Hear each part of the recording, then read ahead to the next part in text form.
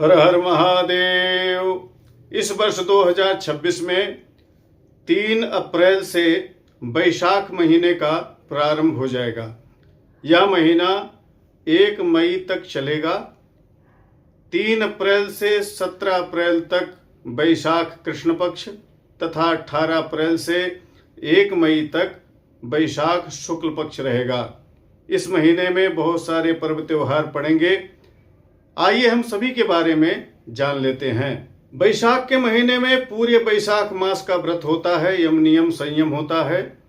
और इस बैसाख के महीने में एक समय भोजन करना चाहिए, गाय का दान करना चाहिए, और ऐसा जो करता है वह परम श्रेष्ठ हो जाता है, ऐसा कहा गया है।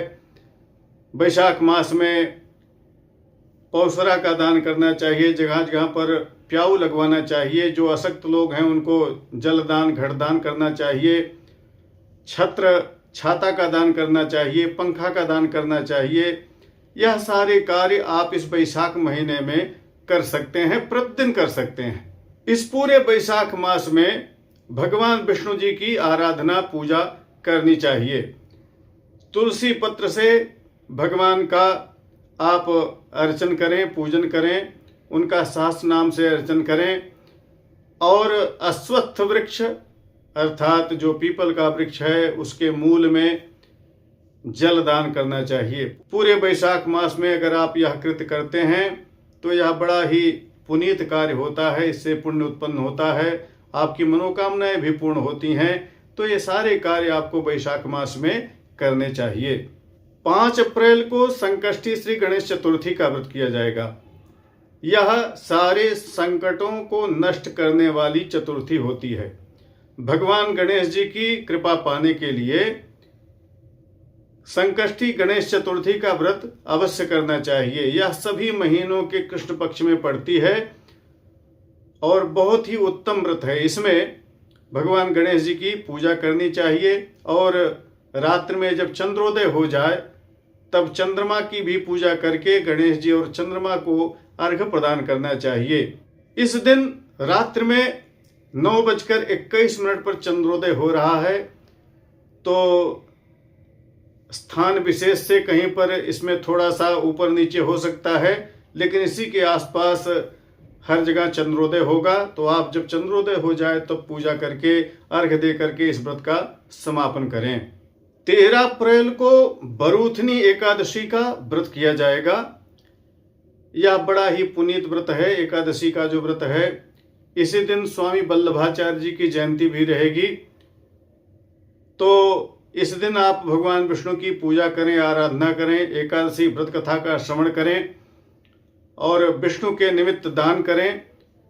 इस एकादशी का जो व्रत कथा है वह हमारे चैनल पर उपलब्ध है। आपको डिस्क्रिप्शन में वीडियो की लिंक मिल जाएगी, आप वहां से जाकर के कथा सुन सकते हैं। 14 अप्रैल को दिन में 11:45 पर भगवान सूर्य नारायण मीन राशि से मेष राशि पर जा रहे हैं, तो मेष की संक्रांति हो जाएगी।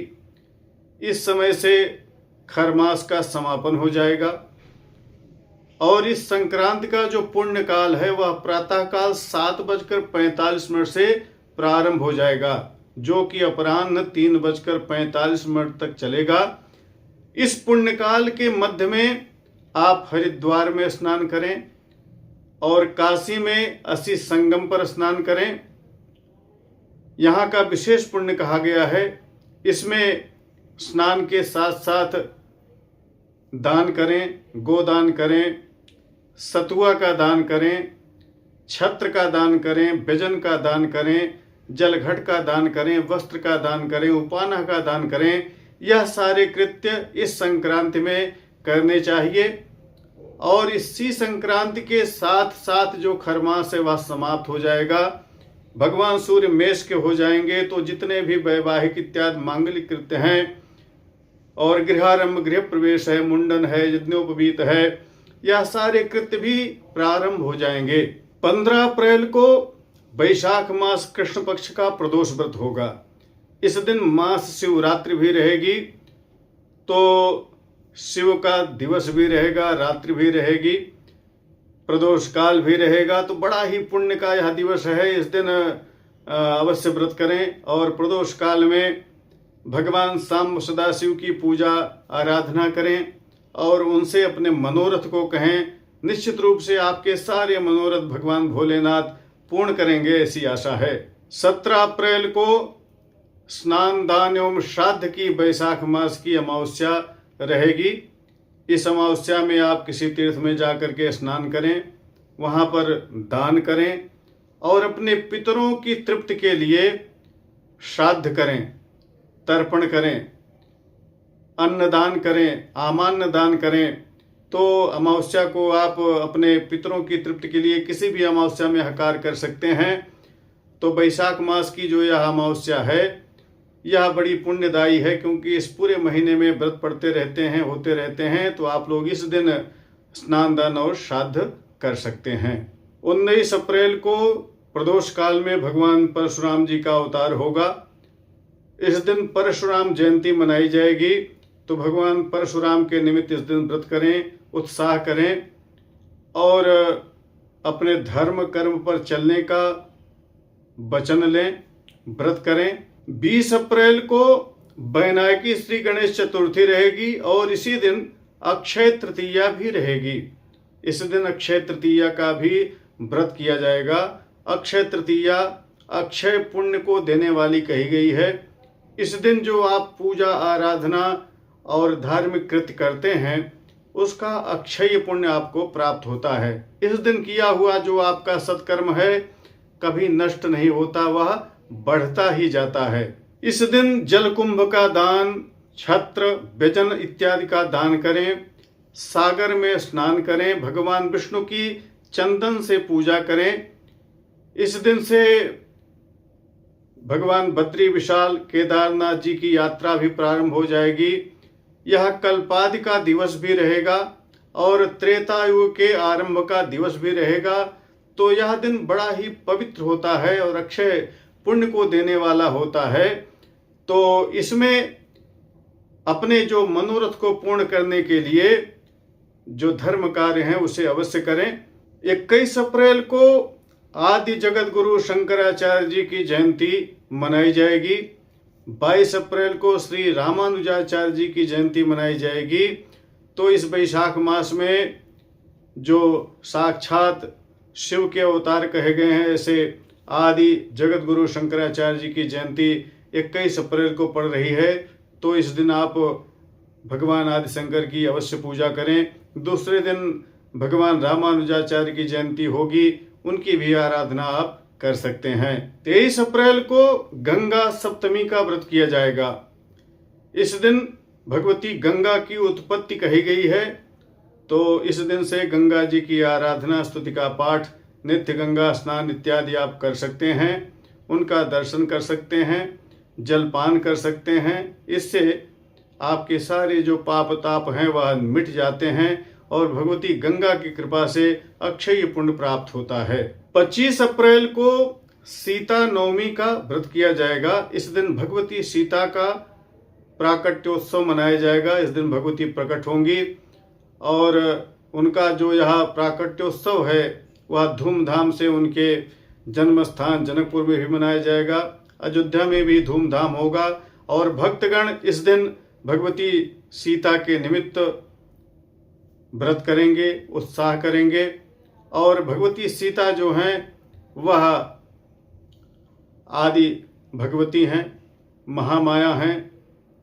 तो उनकी कृपा से सारे कार्य, सारे मनोरथ सिद्ध हो सकते हैं। तो इस दिन आप जो भगवती सीता का यह जन्मोत्सव है उसे अवश्य मनाएं। 27 अप्रैल को सभी लोग मोहिनी एकादशी का व्रत करेंगे। वैशाख शुक्ल पक्ष में मोहिनी नामक एकादशी का व्रत होता है। सभी स्मार्तजन, गृहस्थजन एवं वैष्णवजन इसी दिन मोहिनी एकादशी का व्रत करेंगे। और यह जो एकादशी है वह आपकी समस्त भ्रांतियों को दूर करने वाली है। आप किसी अंधकार में हैं, किसी भ्रम में हैं, किसी संकट में हैं, किसी भय में फंसे हुए हैं, बंधन में हैं, वह सारा कुछ इस एकादशी का व्रत करने से नष्ट हो जाता है।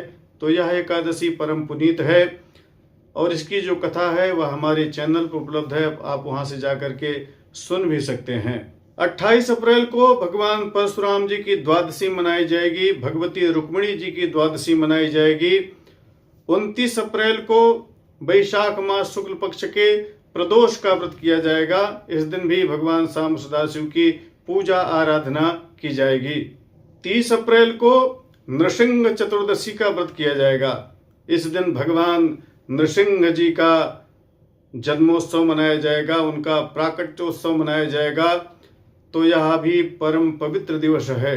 भक्तों की रक्षा करने के लिए जब भगवान एक खंभे से प्रकट हो सकते हैं, जैसी जगह आप आशा नहीं कर सकते कि यहाँ भी जल स्थल या वायु में भी वह प्रकट हो सकते हैं, तो जो ऐसे हमारे दीन दयाल हरि हैं, वह भक्तों की रक्षा के लिए जब अवतार ग्रहण करते हैं तो उनका एक यह भी अवतार है जो भक्त प्रहलाद की रक्षा के लिए हुआ था। तो यह जो नृसिंह अवतार है, यह अपनी भक्त की रक्षा के लिए भगवान हरि ने लिया था और अत्यंत विकट रूप बना करके शत्रु का संहार किया था। तो जो लोग भगवान हरि की भक्ति करते हैं, उनके संकट को दूर करने के लिए भगवान नृसिंह का रूप धारण करके भी आ सकते हैं। ऐसा विश्वास करके इस नृसिंह चतुर्दशी का व्रत करना चाहिए। 1 मई को वैशाख मास की पूर्णिमा रहेगी, इसे बुद्ध पूर्णिमा कहते हैं। इस दिन बुद्ध जयंती मनाई जाएगी और इस पूर्णिमा में भगवती पुष्करा देवी का भी जन्म होता है। इस दिन कृष्ण अजिन, जल, कुंभ, छत्र, मधु इत्यादि का दान करने से समस्त पापों का क्षय हो जाता है। इसी दिन वैशाख मास का समापन भी हो जाएगा। जो लोग 1 माह का व्रत नियम कर रहे होंगे, उनका भी व्रत इस दिन पूर्ण हो जाएगा। 2 मई से ज्येष्ठ मास का प्रारंभ होगा। आशा है दी गई जानकारी आपके लिए उपयोगी होगी। प्रामाणिक व्रत पर्व त्योहार, ज्योतिष, वास्तु एवं ग्रह बाधा निवारण संबंधी जानकारियों के लिए बने रहे हमारे साथ। नमस्कार। हर हर महादेव।